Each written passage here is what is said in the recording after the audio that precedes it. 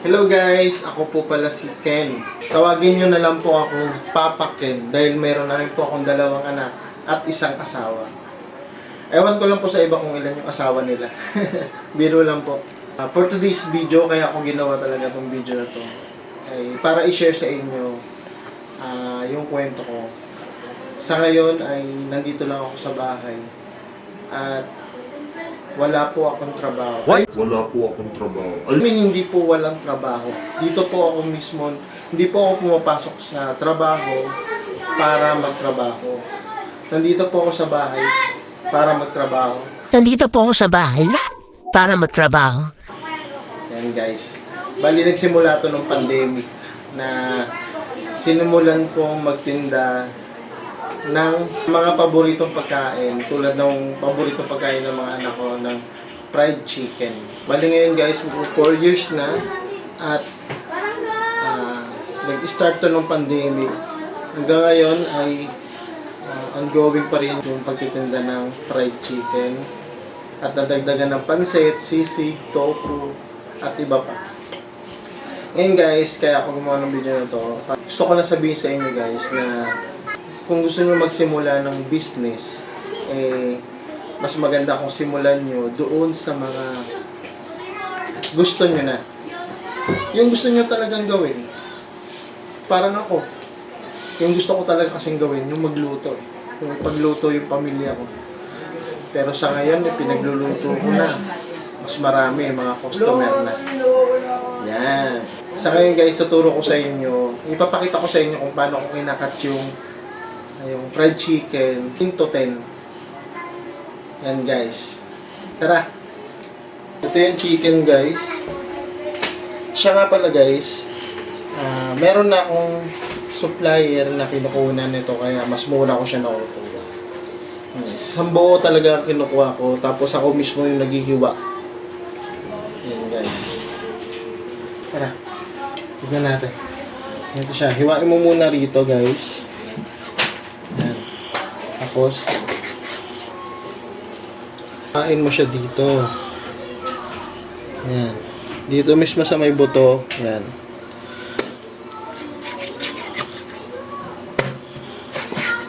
Ayan. Tapos, Legs. ayan. Ito yung thigh part at saka yung leg part. Yan. Ito pa isa. Bali, 4 na yung nagagawa natin guys. 4 na. Ito pa. Wings. Isang wings yan. Wings. Ito pa.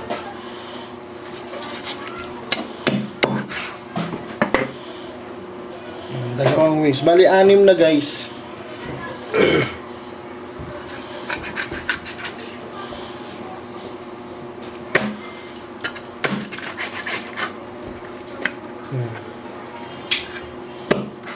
Leeg. Ito guys. Yan. Bali, isang breast, isang leeg na may rib part. Bali guys, ito. Yan. Binibenta ko siya ng may kasamang leeg na may rib part. Yan guys.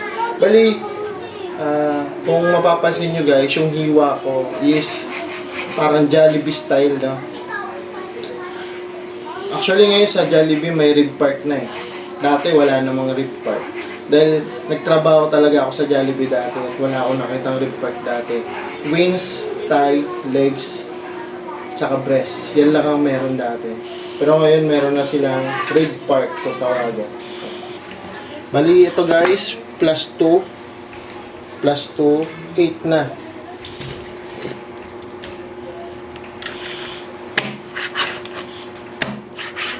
Yan, bali ano yung pang-10 natin.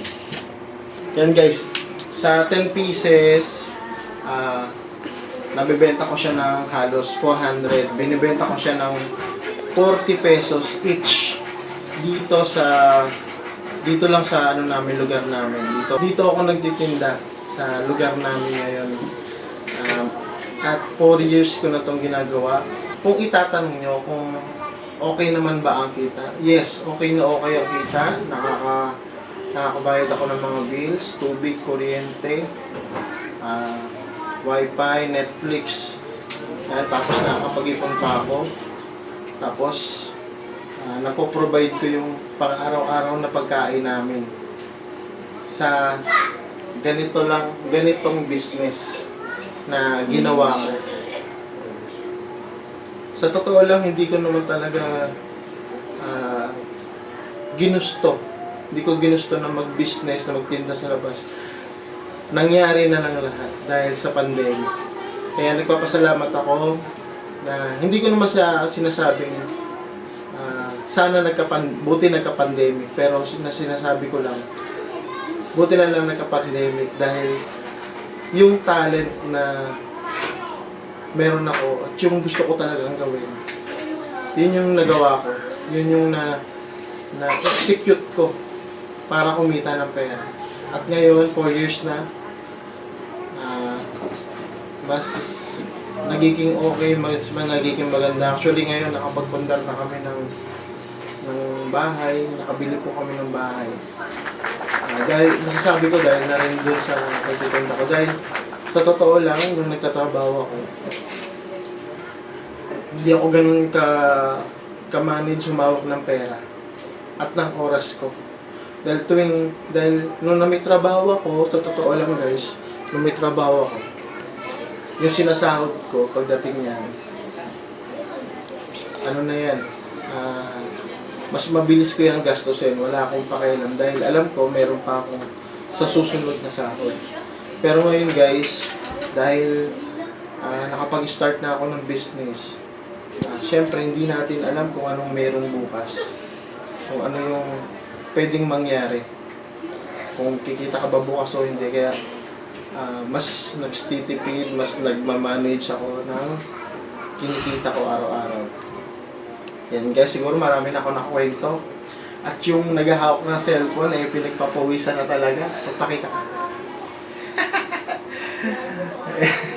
Ayan, pawis na siya. Thank you for watching. Asahan nyo na may mga next pa akong video. Baka gusto ko sana ipakita talaga sa inyo kung ano yung ginagawa ko. Pagluluto, kung paano ako nagluluto, kung ano yung mga dapat natin gawin para makapag-umpisa ng business dito dito ka lang nandito ka lang sa bahay na kumikita ka rin ng hindi lang basta extra income kundi income talaga na pwedeng bumuhay sa mga na pwedeng makatulong sa pang-araw-araw, sa pambayad sa bills, sa lahat. Again, I'm Kin. Tawagin nyo na lang akong Papa Ken. May 2 anak, 1 asawa.